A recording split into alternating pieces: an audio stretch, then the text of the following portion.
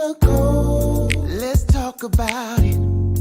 Tell me all about it. I'm here. I wanna know what's on your mind. Ooh, the world needs to hear from you, and I'm so glad to have a conversation to reach the nation. And it's all about you. We'll help each other to discover innovative ways to positively change the world. Let's talk about, let's talk about, yeah. Let's talk about conversations with Nicole.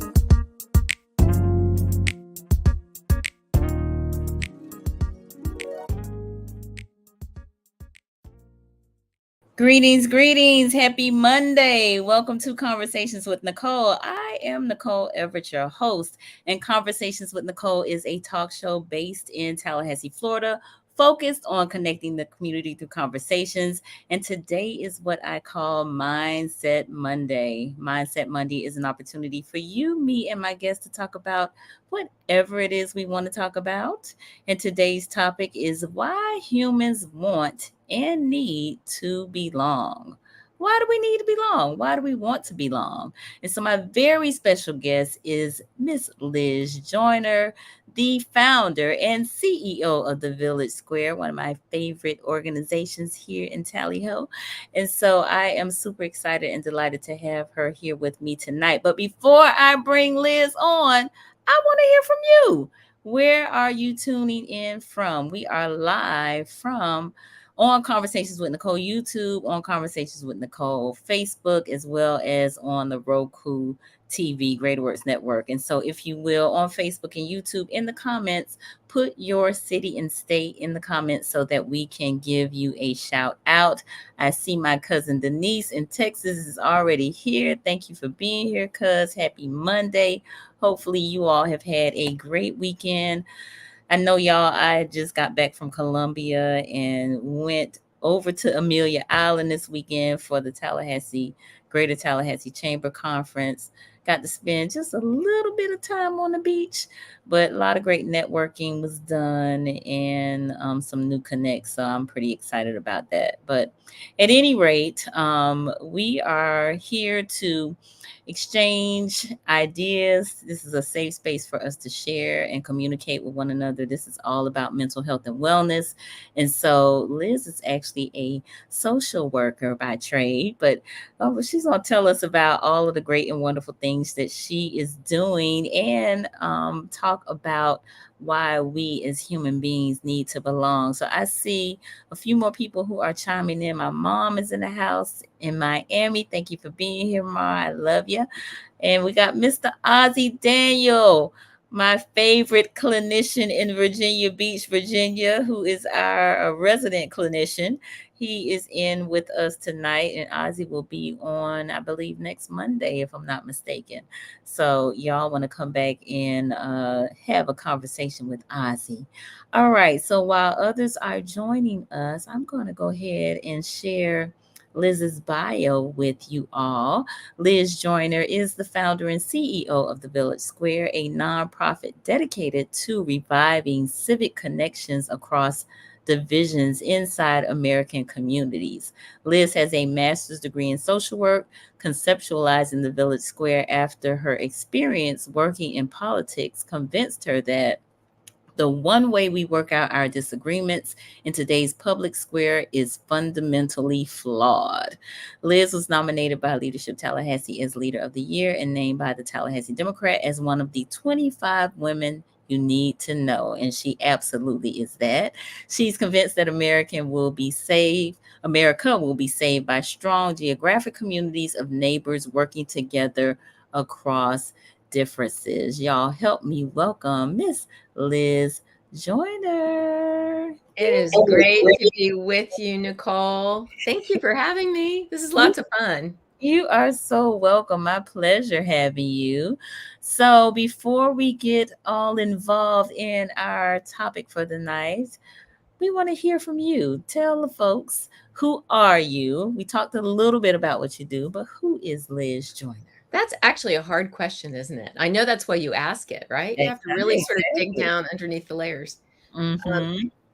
And I've been so focused these last couple decades of my life in trying to help us heal, right? Mhm. It just feels like it keeps getting worse and worse, and we've worked harder and harder to make it so we find each other across differences. And so Right. I think maybe down deep, who I am is someone who still believes that we can, that we can do it with each other, and who's also had the opportunity to see it happen between people. Mhm. And I do really believe that just knowing people changes everything. Finding a Yes. place that you belong, a community that you belong to.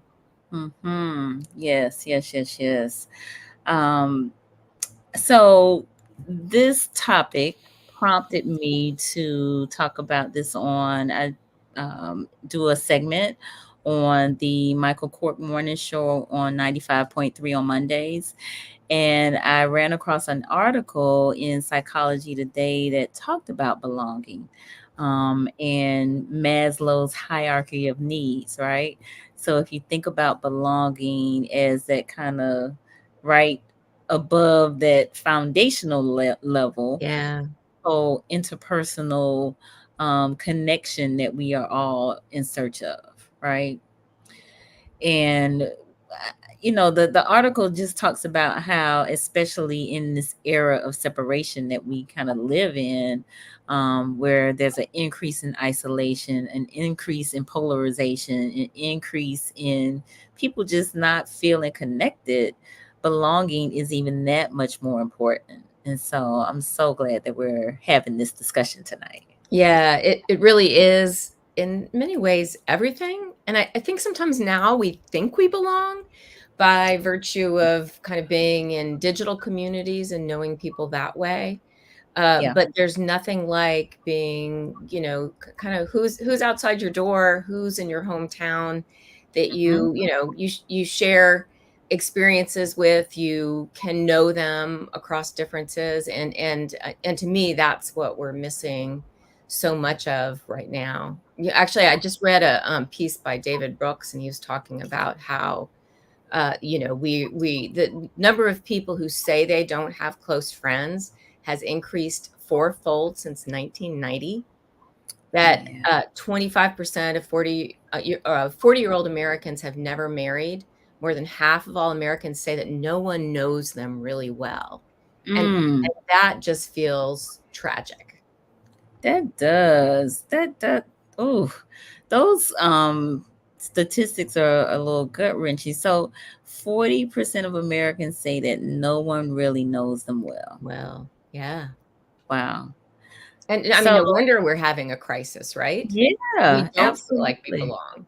Absolutely, absolutely. So I want to get our viewers involved. You all heard those statistics. Do you, and again, this is a safe space for you to communicate, but you know, well, and he just said it in his comment. I'm part of that Mhm. 40% that doesn't feel like people know you well. So that was going to be my question. Does anybody feel, can people relate to that in terms of not feeling as if folks know you well? If you don't mind sharing in the comments, I'd appreciate it. And thank you, E, for sharing tonight. Please give Fee our greetings. E is married to Felicia, so I call them E and Fee because they normally are together. But yeah, I think that whole isolation, separation, and kind of polarization, alienation, if you will, is a lot more commonplace than we probably really realize. I think so. I think it is. We're kind of all having that same experience together where, we're increasingly online instead of out in the real world. And and that sort of narrows our world and our universe. Yeah. And it's happening across like every demographic group. Mhm. And so we're all sort of in it together apart. Yeah. That's an interesting way to put it. We're in it together apart. That states it perfectly, actually. Beverly is on here. Thank you for being here, Beverly. She said, "We are created for relationships." being in healthy communities makes a difference and can minimize this. Yes. I also say that we are created as a result of a relationship. That's also true. Right. Actually, it's funny because that makes me think of my parents. Mm-hmm. And back in the day, kind of everybody's parents, they would have, friends over for dinner, they'd have bridge club, they'd go Oh, out house with the parties, because I know sleigh. my parents had a house party or two. Yeah. And Mm-hmm. and one of the things we found with the Village Square is that really we all kind of stopped doing that. Mm-hmm. Mm-hmm. Um, and reaching now to kind of crisis proportions, and it's hard for us to do it because we're not used to doing it, we're all suffering. I mean, in many of the same ways, we're feeling that kind of emptiness of not having the extended communities the way that we normally do. And I mean, some of this is electronics, right? It's sucking those communities if you're in places other than with conversations with Nicole, right? Because this is a community. But it's sucking those communities away from us in a way that it makes us feel lonely, like we don't belong. For sure, for sure, for sure. I want to acknowledge a couple more people that have joined us. Sharice the Boys, thank you for being here. This is one of my high school classmates. And Miss Kiosha Forston, who is here in Tallahassee. Thank you for being here. So I know we kind of jumped right into the topic, but I wanted you to give you an opportunity to talk a little bit more about Village Square and what's coming up. We'll talk about it at the end, but I want you to mention it in terms of like this is kind of what prompted our whole conversation tonight. So if you don't mind sharing a little. Yeah. Yeah. So Village Square, our mission is to build civic trust between people who don't look or think alike in hometowns. And we've been around for a couple decades. When I first started this organization way back when, it was very focused on us coming together across political divisions. And in a weird kind of way, I learned this lesson about belonging and community by accident.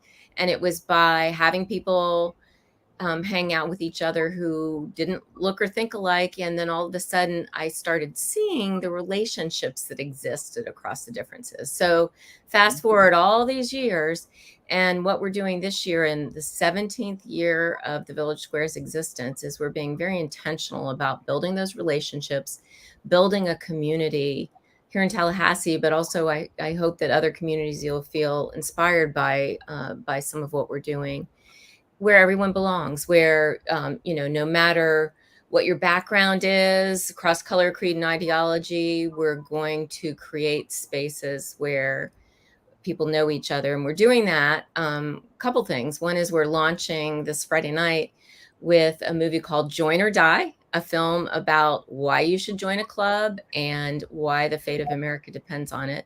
And it follows the journey of Dr. Robert Putnam, if you heard of the book Bowling Alone, the iconic book. And he basically observed what we were talking about, which is just all of a sudden we stopped doing things with each other. Mm-hmm. So that film is this Friday night, and everybody's invited. If you're not in Tallahassee, we're actually repeating it online on October 5th. And so you can actually meet Dr. Putnam digitally on October 5th, and you can watch the movie. Everybody who registers will get a screening link for the movie. So everybody has an opportunity to watch this movie. And then in Tallahassee, we're spending the next year and a half building groups and clubs and hanging out with people who aren't like us. Yeah. And actually, what the club that I'm starting is with somebody who's politically different than I am, and we're calling it Civic Stitch and Bitch. So tell them what the Civic Stitch and Bitches do. Well, way back in the day, I used to knit. I'll have to dust off some old knitting. But we're gonna hang out with people who aren't like us, and the only rule is that we are gonna talk about sort of things that bother us that everyone has in common, that it isn't just something that if you're liberal or conservative, you are concerned about, but something we all have in common. Sometimes I feel like we're kind of being played by leaders who get elected or make a lot of money by keeping us divided and hating each other. So we're going to try to roll the other way. Indeed, indeed. And so I'm starting a club too. Yay. Mine is the Hot Pot Club. And so we'll be listening to some of the Village Square podcasts and meeting at Red Eye starting on Tuesday, September 26th. At 5:30 p.m. and we'll meet every other Tuesday. And so me and Patrick O'Brien are going to lead that club, and we invite you all to be a part of it. Those of you who are here in Tallahassee. So we'll meet for about an hour and just have a good conversation. So my problem is I want to be a part of all the clubs, especially yours. So right. Well, you can come hang out with us sometime. Yes. So at the bottom is the date, the time, and Joyner died. The screening is at the Challenger Learning Center, and there's a link that you can register. So we'll also show that at the end as well. But I definitely wanted you to mention it at the beginning for those who may not make it to the end. So, and I got to say hi to Keisha in the chat. Yeah, how are you? Yeah. Nice to see you here. Indeed. From More Perfect Union, which is an extraordinary organization. We have to catch up about that. Nice. Well, maybe we'll get her to join one of our clubs. She has to. We'll have to fight over Keisha. What do you think? Okay. Yeah, we do. So she just have to be in more than one club. That's all. All right. I see we have Miss Jeanette here out of Miami Gardens. Thank you for being here, Miss Jeanette, and Mama Yada here in Tallahassee. Thank you so much for being here. All right, so let's continue our conversation around why humans want and need to belong. Why humans want and need to belong. So, again, like I said, this article talked about that whole Maslow's hierarchy of needs, and this need to belong is just right beneath or right above that whole food, clothing, shelter thing, right?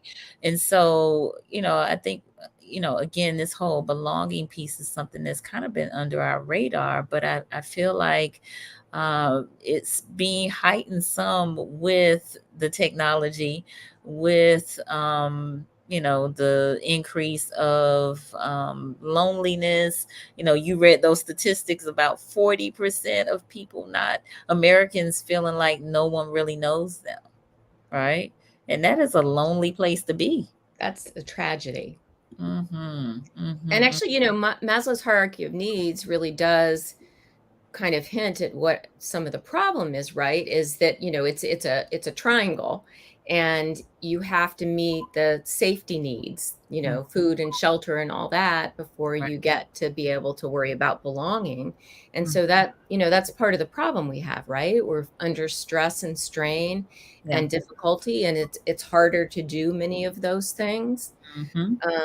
And so, that's one of the reasons that we have a problem, I think.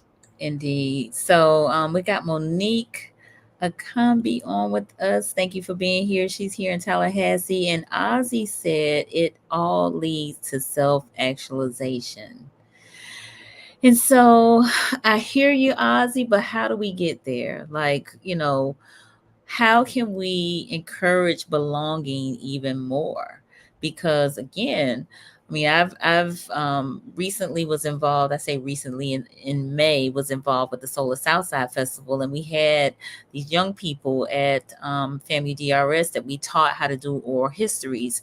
And so we had two young people on a radio show the day before they did their presentation, and the young lady on the show said she talked about the oral histories giving her hope because she talked about people that attended the school 20, 30, 40 years ago, and they talked about how they had such close relationships, with their teachers, with, other people in the community. Like their teacher may have been also their Sunday school teacher or their, Girl Scout or Boy Scout troop leader or whatever, and so that closeness, she said it gave her hope. And she also mentioned living in the era of separation. And when I tell you, that thing was so heart-wrenching to me to hear her say that, because I could just imagine her, being at school all day, but then coming home and not having dinner with her family. Everybody's in their room on their phone, not eating all the same thing, but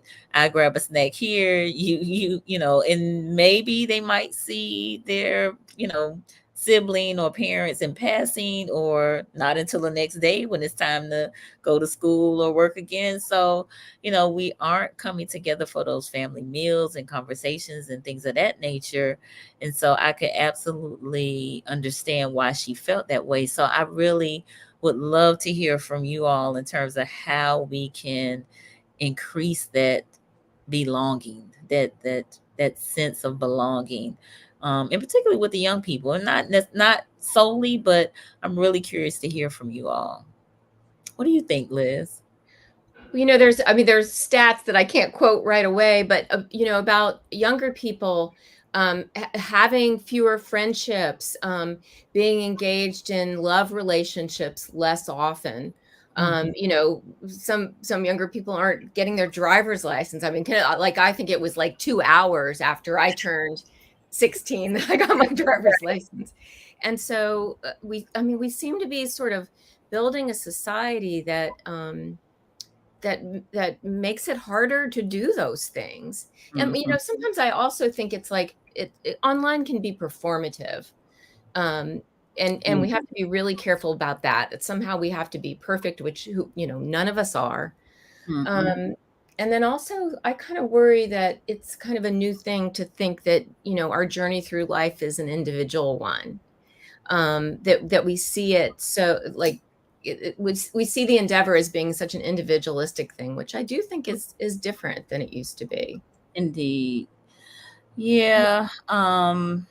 Yeah, I think that whole kind of individualistic mindset is, while yes, there's a certain level of, I believe, accountability, responsibility that you take within oneself, but you know, we are interconnected, whether that's, definitely, of course, starting out with our family of origin, but then you look at work and school and work, and, just within your neighborhood, right?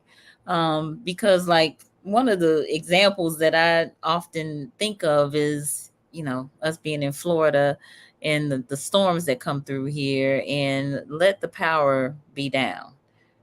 Everybody's out front. They're grilling their meat, Yes. trying not to let it go to waste. And you're seeing neighbors you hadn't seen in months and some in years. And so now we are acting more communal and, trying to, make heads or tails of what's going on. Everybody's giving guesstimates of when the power is going to come back on. They got their generators going, and we're being more more interpersonal with one another. And so, it's funny how that happens. I think in your bio it talks about how America will be saved by strong geographic communities of neighbors working together across differences, right? Yeah, what you just described to me is just so you heard it from Nicole. We just need to get rid of electricity, right? Yeah. That's the solution. But actually, it's probably really true because Mhm. what the digital age has given us is an opportunity to all we have to do is just punch a button Yeah. and we can get all sorts of immediate entertainment. We can get exactly what we want. It's individualized so that I can watch something in one room and my husband can watch something in another room. And it makes it so hard for us to seek something else out. And Mhm. yet I do think that like the challenge of our time right now is if we really if we really want to get past this difficult time, we have to save these spaces. We have to treasure them where we stretch and we say, you know what? I'm gonna I'm going to knock on my neighbor's door. I'm going to have that conversation. I'm going to reach out to someone who's very different than me. Mhm. And I'm gonna, go out there in the world some, because it's almost like we've made it too easy to not go out and be a part of other people's lives. But now Mhm. we know it doesn't work, right? Humans don't thrive that way. Yeah. We need to be we need to be amongst one another, and we need to find our tribe. Uh, Yeah. so let me acknowledge one more person. My girlfriend Susan in Virginia just joined us. Thank you for being here. Monique said, yes, the pandemic did that as well. I saw more of my neighbors walking in the neighborhood. Absolutely. And Ozzy said, according to Maslow, it's a very low percentage that truly gets there because of all the building blocks to get there. Such is life. It takes growth, a work in process. Absolutely. All right. Miss Jeanette said, I don't know my neighbors. Air conditioning may keep us in our houses. There's That's a ironic. right. There's another joke there, Miss Jeanette, but we're not going to talk about that right now. All right. And then Michael Cork, my friend here in Tallahassee, he said humans need humans. Absolutely. Absolutely.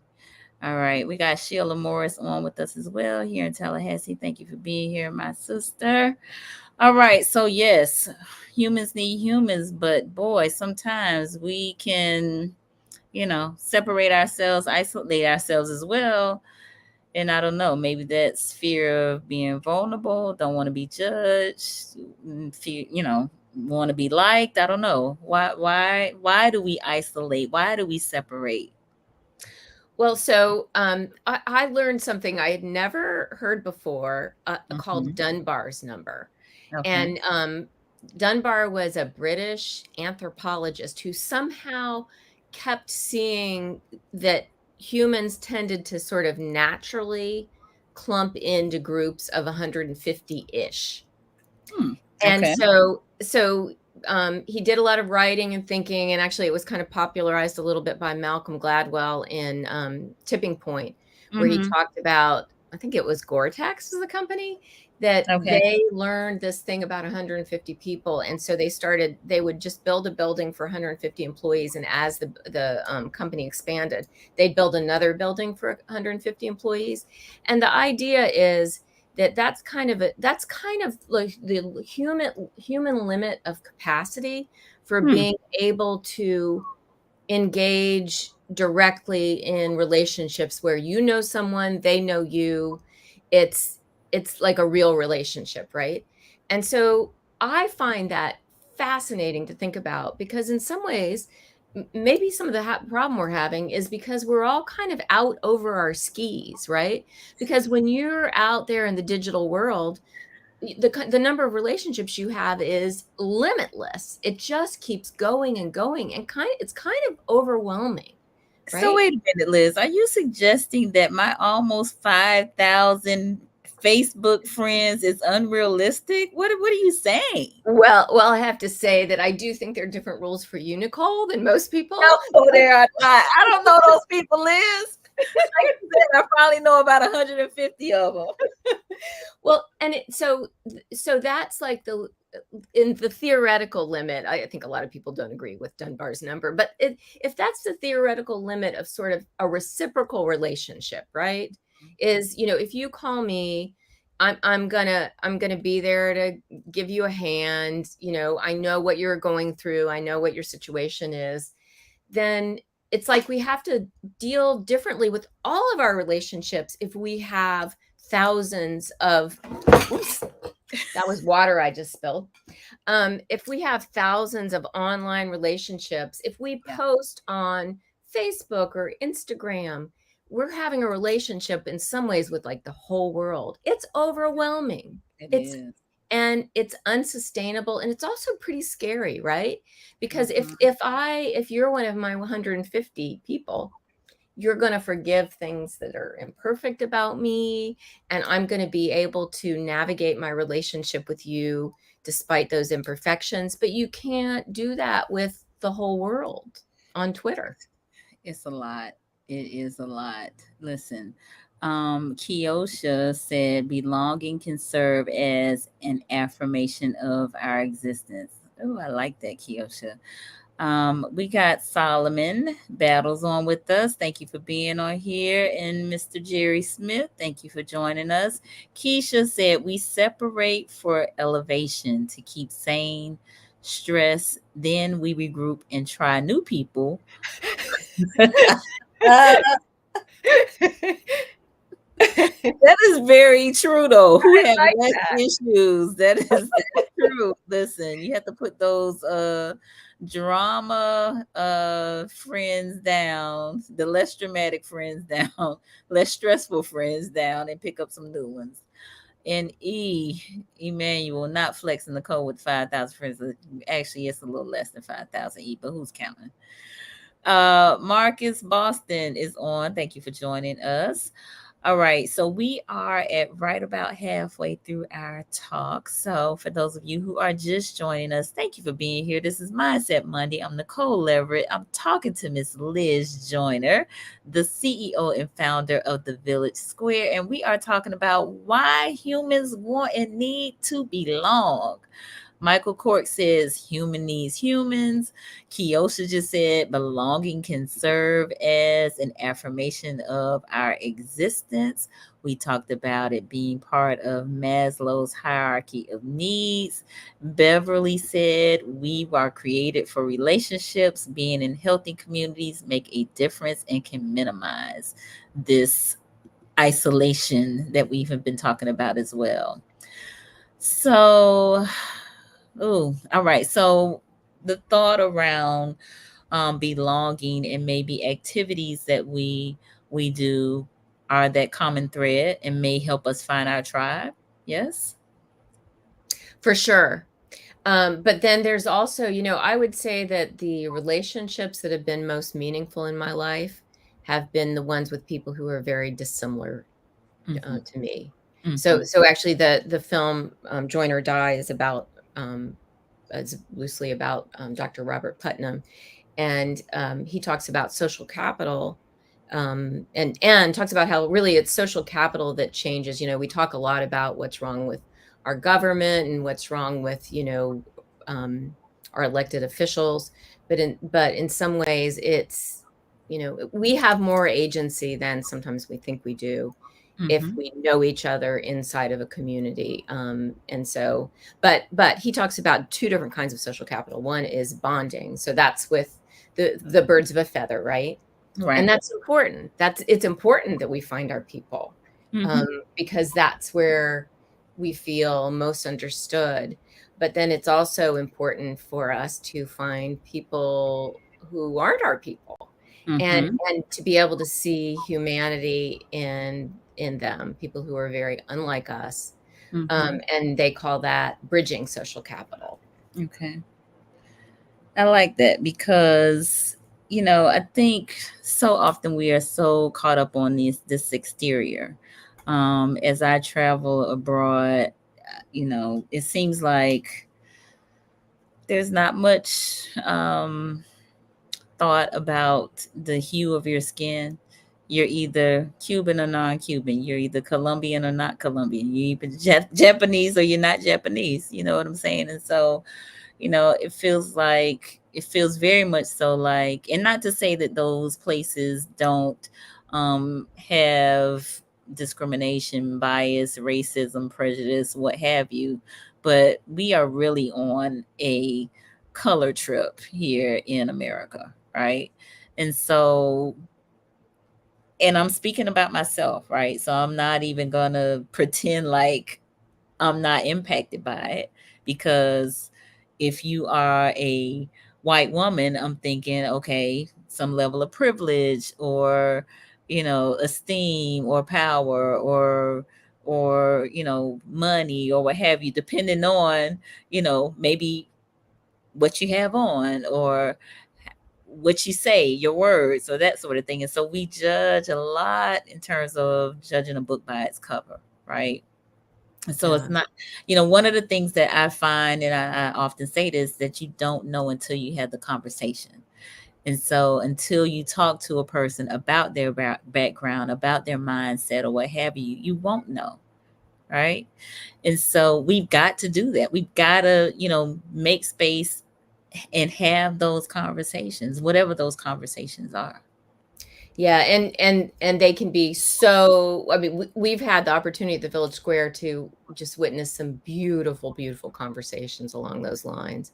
And, Mhm. it's not going to happen if we're not taking the risk of stepping out into the world. And I've got friends who moved here, immigrated here from Africa, and said that not ever in their life did they feel the color of their skin until they arrived here in America. So we seem to have a pretty awful case of the repercussions of our founding sin and shame.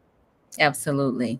We got Ishmael Rents on with us, my FAMU freshman brother. He said, with social media, we are now the first set of humans that can be in full contact with every person we've met our entire lives, where in the past, the 150 cap was met steadily over our lifetime.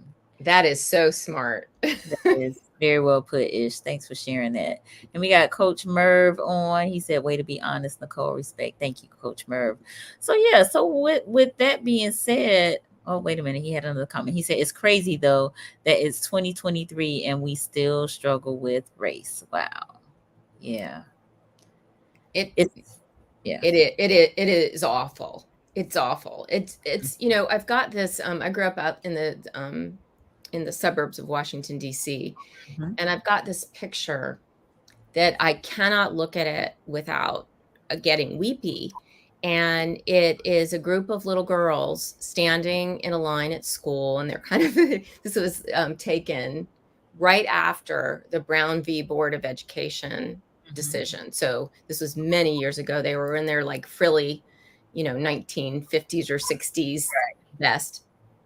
Black and white girls standing in line, incredibly sort of unconscious as kids are. They're 8 or 9 years old, and there's just something beautiful about this picture. And it was taken in a DC inner city school that had just integrated, Mhm. and it makes me devastatingly sad to think that those little girls are in their 70s now.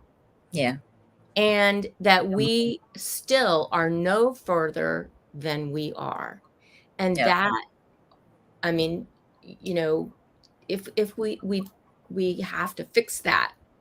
And I'm so convinced that one of the ways we have to fix it is knowing each other, stepping outside of our doors and Yeah. having each other in our lives across Mhm. racial differences. Absolutely.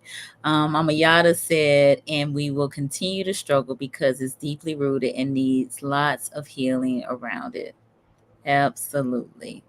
So, one of the things that I sought to do when I became a part of Leadership Tallahassee was push past maybe my hesitancy to interact with my Caucasian classmates, right?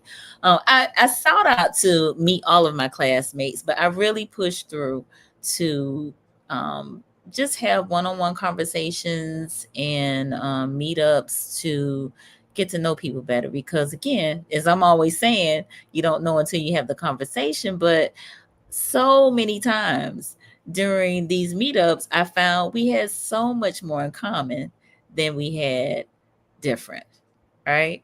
And so focusing more on our commonality than our differences, I thought was a much better way to go. And it actually gave me a greater appreciation for our differences, and I sought to find ways to utilize those differences as maybe strengths in areas that I was weak or didn't have much knowledge or expertise in. So Yeah, I feel the same way. It's like this. It's like if you can enlarge your life to have people in it who aren't like you and have different perspectives. It's like you have this superpower, right? You can kind of say, "What am I missing?" Like, Right. ooh, you know, and you can see things in a new and fresh way. You know, frankly, you can solve problems better Mm-hmm. Yeah. because you don't just have uniformity of view. Yeah. Indeed. All right. Keisha says, when I returned home to Tallahassee 2011, 2012, I wasn't greeted with love as I expected. Maybe I was in my feelings. However, no matter where I go and who I meet as veterans, the love and the connection and admiration is completely different. Nice. Yeah. Yeah. I tell you. That just causes me to think about the Black experience in America and how, oftentimes it is, especially amongst Black veterans, just a tragedy because they have served, they have fought, but yet I actually literally just watched something on that last night, on the History Channel. They were talking about I think it was the 761st Battalion, back during Patton's time, and just the mistreatment of these Black soldiers. And when they came home, they had this great sense of pride, and they just were not treated well at all.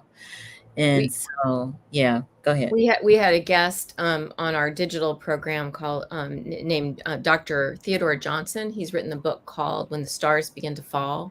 And Mm-hmm. one of the through lines, he's a Black veteran, and one of the through lines of the book is just the unique love of country that America's Black community has moved through for so many decades, Mm-hmm. despite you know the experience of being Black in America too, and how he has a name for it, but it's sort of just a really beautiful, deep love of country that you see in that kind of service. Mm-hmm. Indeed. Thank you for sharing that. All right, we got Javon Mobley on here. She is in Atlanta. Thank you for being here, Javon. So Ish is giving Keisha a mandatory greeting and saying thank you for your service. Yes, thank you for any vets that are on here for your service. Because boy, again, like I said, I literally was watching a program about that last night and was just like, wow. Whew, we got to do better. So, at any rate, we have talked about bonding and bridging. Dunlap's was it theoretical number? Dunbar's number. Yeah, Dunbar's number. Yes, I love that. That 150. Like I said, that's kind of right about right. That 150 is is about the capacity that I think I have to be quite honest with you. All right, Coach Merv, he said, honestly, I had to tune out the media because it's designed to keep us separated. The world will never change because someone's cash flow will stop. I know my worth, so I walk in it. It's a game. Yes, that's agreed. beautiful. I know my Agreed. worth, so I walk in it. Yes, agreed. So, I want to kind of expound upon that a little bit in terms of the media is designed to keep us separated. I definitely feel that way, about social media in particular. And so I want to caution us, everyone who's on here now, as well as who will check this out via the replay. Um, it's all algorithm driven, right? And so they are watching us. They are absolutely watching us. They are absolutely suggesting things based on the words that we say, based on what we click on, even what we don't click on, but just pause for 2 or 3 seconds to check out. And so, because now that you've paused, now I'm going to send this type of content your way. And so, recognize that it is a game and we are the ones being played to the extent that we don't choose something outside of what's being presented to us. Yeah. So, What do they say? If you're not paying for the service, then you're the product. Listen here. Say that again, Liz. If you're not paying, if it's free, then you're the product. And I do think we're the product We are the product. in social media, and and also in just a lot of the I do think that a lot of people seem to be comfortable turning us against each other. Mm-hmm. And it's not good for any of our lives. Mm-hmm. Exhausting. Indeed. It is very exhausting. It is very exhausting. So what can we do to alter that? What can we do to change that? Well, I love the I know my worth, so I walk in it. So that's a really good one. Yes, Coach Merv. Actually, I was going to ask Keisha too if she's looking for fellow veterans and others to participate in more perfect union projects in the community, because that's actually the data is really strong that if you can have positive direct contact with people, Mm-hmm. and if you can have a common goal, and the common goal can be something simple as Habitat for Humanity house build. It can be as simple as working on a project together with somebody who's not like you. That Okay. those kinds of joint efforts really move the needle on our division and our loneliness and our belonging. Mm-hmm. All right. So positive direct contact and common Goals. And Mm-hmm. and again, it doesn't have to be common goals that are like, well, I don't agree with you at all on politics, so we would have to have common political goals. It really can be like, there's a great commercial out there. You can look it up. It's Heineken's Worlds Apart, I think. Okay. It's a video, and they have people who are very different come into a room, and they end up building a bar together. And it sounds kind of corny, but it's really good. You'll enjoy the video. Okay. And that's a good example of some of the principles that have an outsized effect on you think it's going to do not much, but it actually does way more. And Mm-hmm. and that's why the Village Square is all about gathering people who aren't alike in spaces together and having a good positive experience together. We always serve food, so breaking bread is really important. Yeah. And by far the hardest thing that we do is getting diverse people into the room. Once they're in the room, the wonderful things about human nature take over. Yeah. And we're incredibly reciprocal with each other. A kindness, we like to give a kindness back to someone who is generous with us. Just looking eyeball to eyeball with other humans, Yeah. it can be transformative. It can. It can. So Monique said, unfortunately, separation is what this country was built on. So agreed, Monique, but I'm trying to keep hope alive. So what can we do to increase belonging? What can we do? What can we do? Liz mentioned positive direct contact, common goals, maybe a common goal that we have positive direct contact. All right. Marcus mentioned food is always good before a great conversation. Actually, how Conversations with Nicole was birthed, which was over lunch meals. So, yes. All right. Coach Merv says slavery makes many of us mad when we think about or see past events. So, to have the media make the headlines, police release dog on black man, we get angry. Must look past the strategic plan. Absolutely. Absolutely. We have got to, because like you said, like we have stated here tonight, it is all a game and it's all a strategy. All right. So Monique is agreeing. Absolutely. Marcus is giving me, I don't know what kind of hearts and things is going on. 8,000 of them too. Right. And E said, I agree with Liz. Focus on commonalities and be respectful of our differences. Absolutely. All right. So that is another way that we can promote belonging, right? Focusing on our commonalities and being respectful of our differences. Yes. Some of the mindset though around especially race and gender and some of the other isms and schisms are so deeply rooted, are so deeply rooted. So, I think as has been kind of already talked about a little bit is that um, positive direct contact and common goals really can make a difference. Um, you know, I don't know. It's tough. It is tough. It is tough. It is tough. But as we have talked about, we've got to get outside of our circles, right? Our kind of comfort zones and have conversations with folks, which is part of what, again, the Village Square is all about, and part of what we are planning to do, and we'll talk about that in just a little bit with this movie with Joyner Die on Friday, as well as these new club/teams that we are building. So Kiosha has a question around no more lunch meals. No, because Nefertari's closed, which is where Conversations with Nicole was birthed.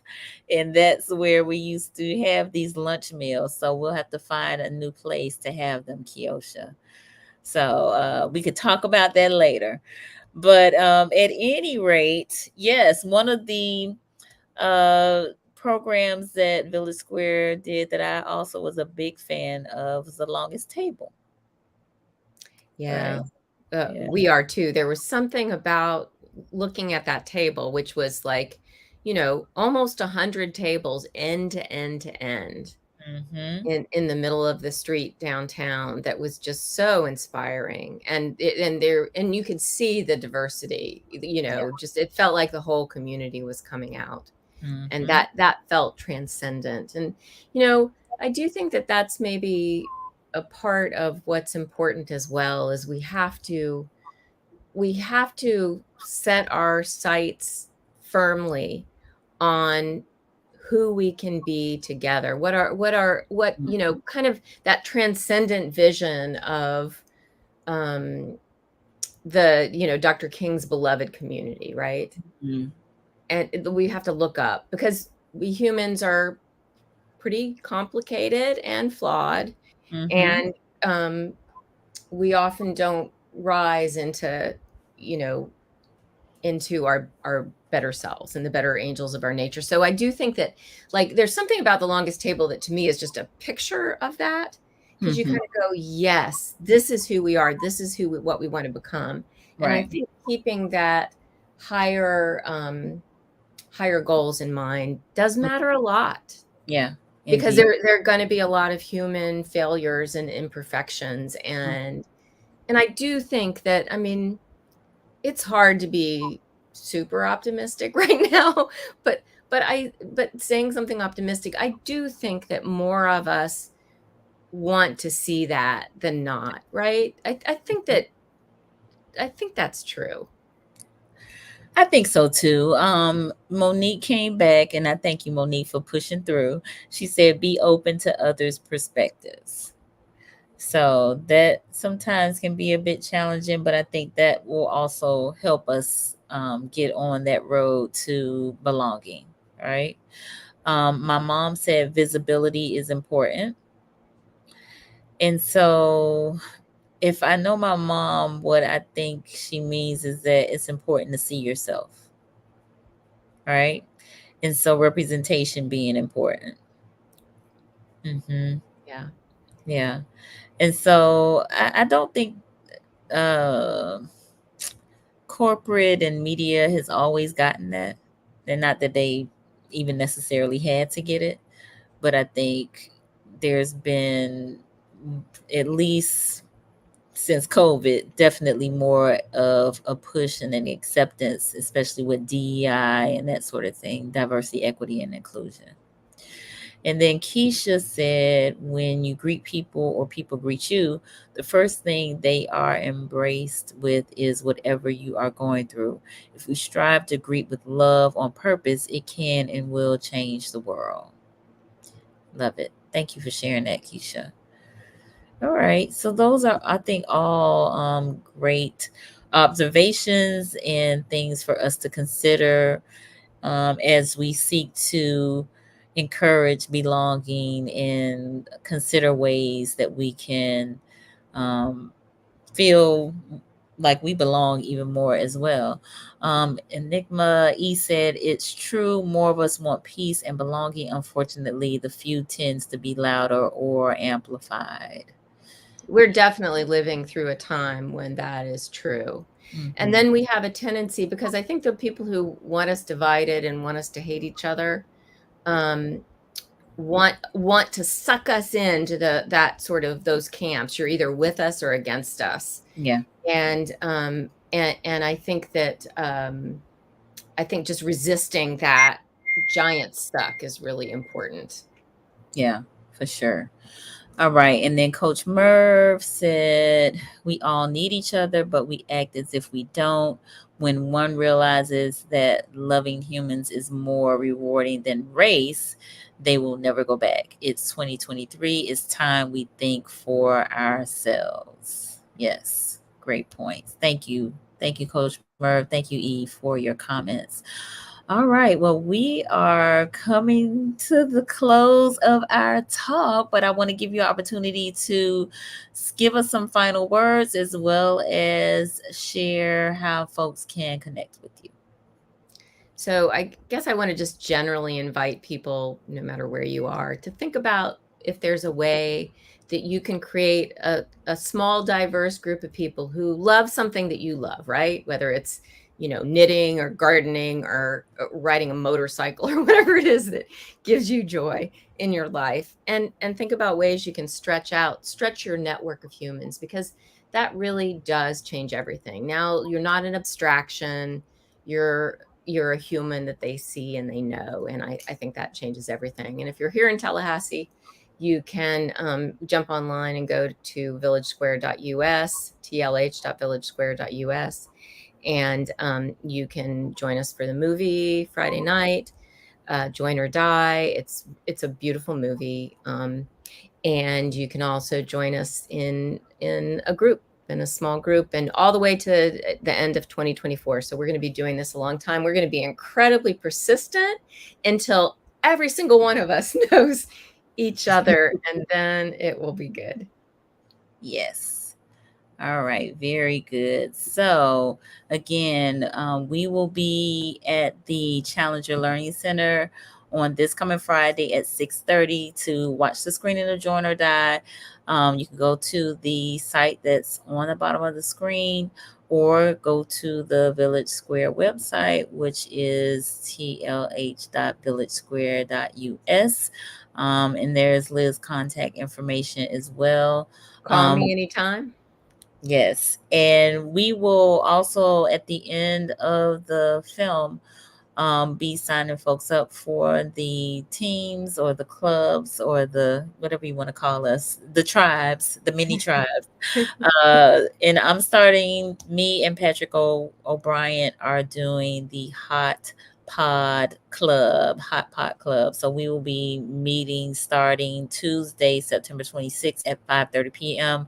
at the Red Eye Coffee in Midtown, 1125 Thomasville Road. So we invite you to be a part of that movie screening on Friday and join one of the clubs. There's what do you call yourselves again, Liz? Civic Stitch and Bitch. Right.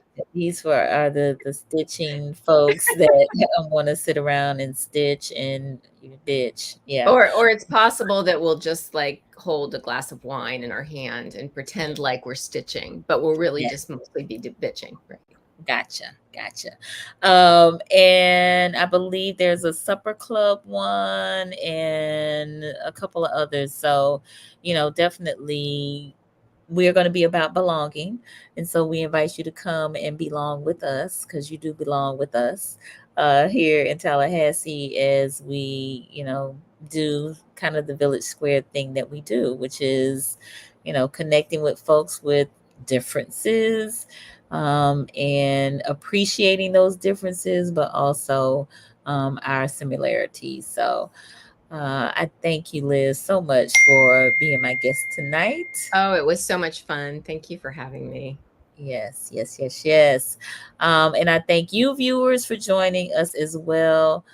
Please, let's keep this conversation going.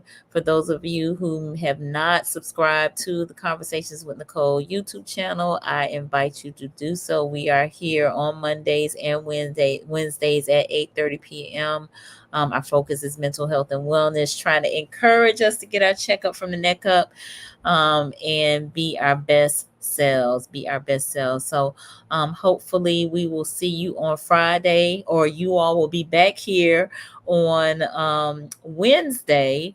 Also, I am doing a line dance class tomorrow at 7 p.m. with Joe Keetra. I know it's wild. It's wild. Just miss the activity. But line dance class tomorrow, 7 p.m.